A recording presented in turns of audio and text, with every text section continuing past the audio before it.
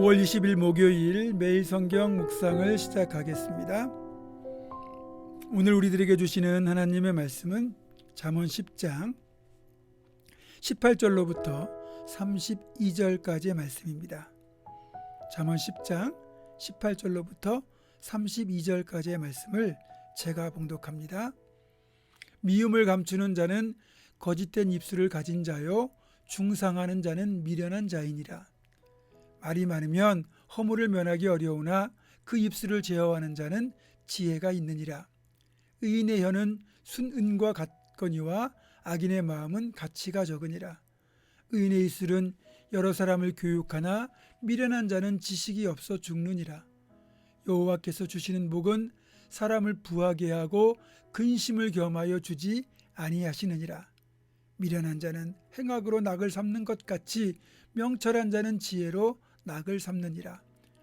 악인에게는 그의 두려워하는 것이 임하거니와 의인은 그 원하는 것이 이루어지느니라. 해오리 바람이 지나가면 악인은 없어져도 의인은 영원한 기초 같으니라. 게으른 자는 그 부리는 사람에게 마치 이의 식초 같고 눈의 연기 같으니라. 여호와를 경외하면 장수하느니라. 그러나 악인의 수명은 짧아지느니라. 의인의 소망은 즐거움을 이루어도 악인의 소망은 끊어지느니라. 여호와의 도가 정직한 자에게는 산성이요 행악하는 자에게는 멸망이니라. 의인은 영영이 이동되지 아니하여도 악인은 땅에 거하지 못하게 되느니라.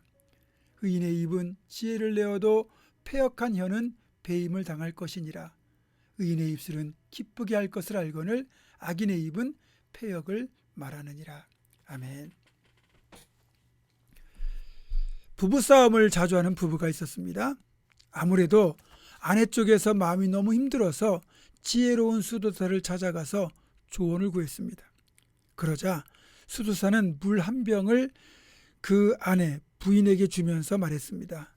이 병에 든 물은 우리 수도원 우물에서 길어 올린 특별한 물로 신기한 효능이 있습니다. 잘 간직했다가 남편이 싸우려고 덤빌 때마다 이 물을 한 모금 입에 넣고 그냥 물고만 있으세요.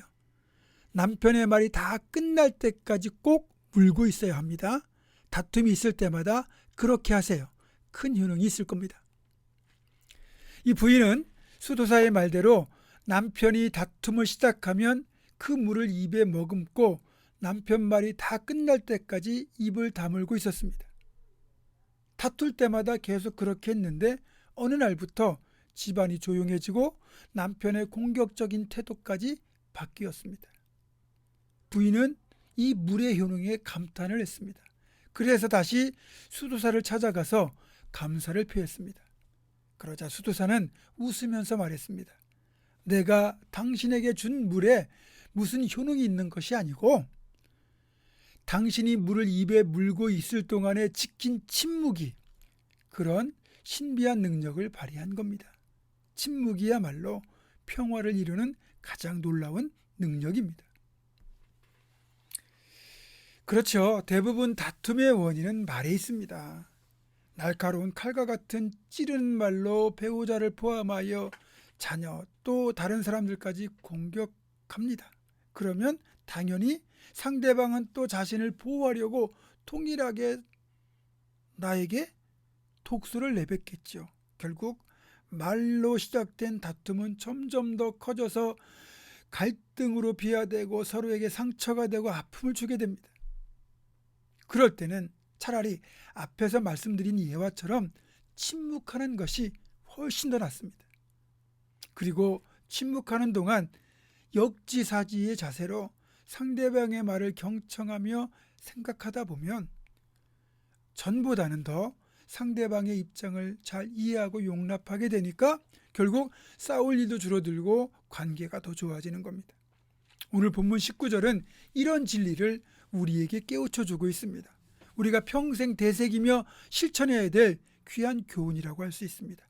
말이 많으면 허물을 면하기 어려우나 그 입술을 제어하는 자는 지혜가 있느니라.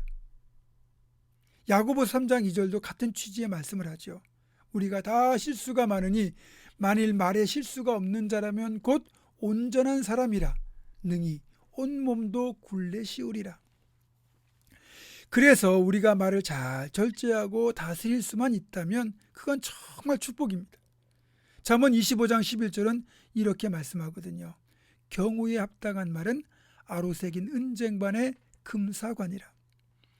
아픔을 겪는 이에게는 친정한 위로가 되는 말, 또 분위기를 즐겁게 만드는 적당한 유머, 또 지친 이에게 힘을 주는 격려의 말 등 경우에 합당한 말은 말씀 그대로 아로새긴 은쟁반의 금사과 같은 효과가 있습니다.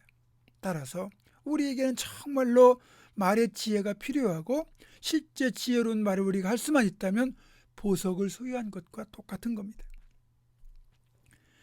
물론 말이 많은 것 자체가 나쁜 건 아닙니다. 필요한 말은 당연히 해야 되고요. 말이 많더라도 실수하지 않으면 되는데 아무래도 말을 많이 하다 보면 말 실수를 할 가능성이 커지죠. 그래서 가만히 있으면 중간은 간다는 말이 생긴 것 아니겠습니까? 그래서 제가 교회에서 말을 제일 많이 하는 사람이 누구일까 생각해 보니까 저와 같은 목회자들이에요. 설교도 말로 하죠. 가르침도 말로 하죠. 신방도 말로 하죠. 대화까지 말로 하게 되니까 누구보다 목회자인 저부터 말의 지혜와 절제를 위해 노력하고 또 그걸 달라고 기도해야 된다는 거예요. 그리고 우리가 이 말을 조심해야 되는 게 말이라는 게 입에서 한번 내뱉어지면 엎질러진 물처럼 다시 주워 담을 수가 없어요. 그렇기 때문에 말이 내 입에서 나가기 전에 여러 번 생각하고 걸러서 나가야 실수가 없습니다. 따라서 우리에게는 마지막으로 반드시 이런 기도가 필요합니다.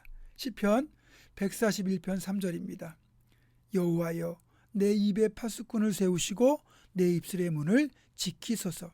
그렇습니다. 하나님께서 우리 입에 파수꾼을 세워주시고 내 입술의 문을 지키셔서 하나님이 원하시고 기뻐하시는 절제된 말, 복된 말만 나갈 수 있어야 우리가 말 때문에 실수하지 않고 말을 통하여 오히려 덕을 쌓는 겁니다.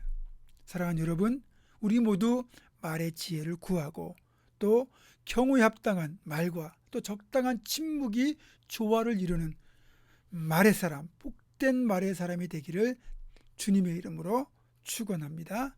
기도하겠습니다. 하나님, 정말 우리는 말을 참 많이 하며 살아갑니다. 꼭 필요한 말만 할 수 있도록 주여 도와주시고 경우에 합당한 말, 때로는 적당한 침묵도 할 수 있게 하셔서 정말 하나님께서 내 입에 파수꾼을 세우시고 내 입술의 문을 지키시는 그 손길을 통하여 말을 통해서 오히려 사람을 살리고 세우고 사람을 위로하며 그렇게 복된 자리를 만들어가는 말의 사람 되게 하여 주시옵소서. 예수님의 이름으로 기도하옵고 이제는 우리 주 예수 그리스도의 은혜와 하나님의 사랑과 성령의 교통하심이 경우에 합당한 말을 할 줄 아는 지혜로운 말의 사람이 되어 하나님께 영광 돌리고 또 관계를 또 성숙하게 만드는 그런 말의 사람 될 것을 결단하는 사랑하는 모든 성도들, 이들의 삶과 가정과 생업과 우리 교회 위에 지금부터 영원토록 함께 하시옵기를 간절히 축원하옵나이다. 아멘.